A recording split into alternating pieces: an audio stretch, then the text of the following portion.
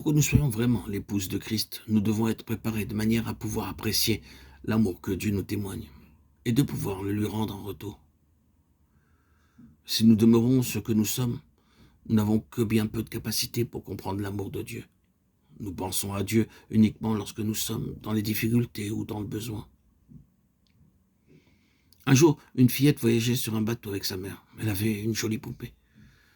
Alors qu'elle jouait sur le pont du navire avec sa poupée, celle-ci tomba dans la mer. Elle courut vers le capitaine qui était un de ses bons amis. Il lui demanda d'arrêter le navire et de repêcher sa poupée.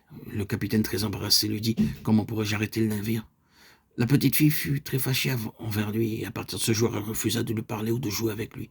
Elle voulait dire par là: «Vous n'êtes pas un bon capitaine, je ne veux pas discuter avec vous», après avoir accosté au port de New York. Le capitaine alla voir la fillette chez elle. Il portait une grande boîte. Lorsque la fillette le vit, elle refusa une nouvelle fois de lui parler. Tranquillement, le capitaine ouvrit la boîte. Il y avait une jolie poupée dans la boîte. Et la fillette fut ravie en apprenant qu'elle lui était destinée. Aussitôt, elle s'exclama: «Quel bon capitaine!» Ah, nous ressemblons tous à cette fillette. Lorsque Dieu répond à nos prières, nous disons qu'il est très bon. Autrement, nous pensons qu'il ne l'est pas et nous cessons de prier et de lui apporter nos offrandes. Nous ne comprenons pas les voies de Dieu.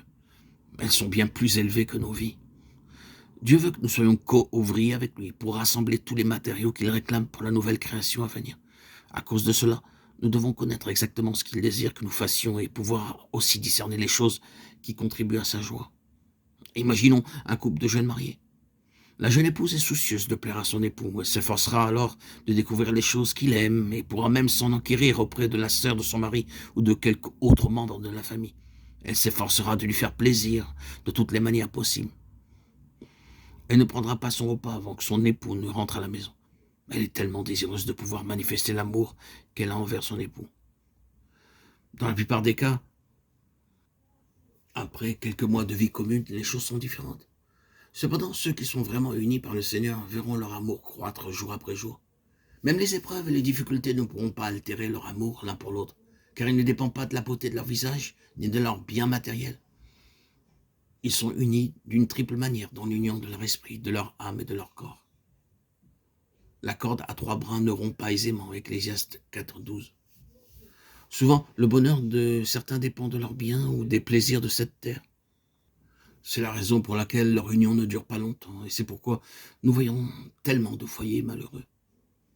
Peu de jours après leur mariage, les querelles commencent. Le mari et la femme ne sont pas d'accord. Si le mari dit « allons vers le nord », la femme dit « non, dirigeons-nous vers le sud ». Mais ceux qui sont unis par le Seigneur n'ont pas besoin de discuter. Ils se mettent à genoux pour trouver la volonté de Dieu. L'amour qu'ils ont l'un pour l'autre grandit jour après jour et leur procure de la joie. De la même manière, lorsque nous sommes unis au Seigneur Jésus, nous apprenons à l'aimer et en grandissant spirituellement, notre amour pour lui croît également.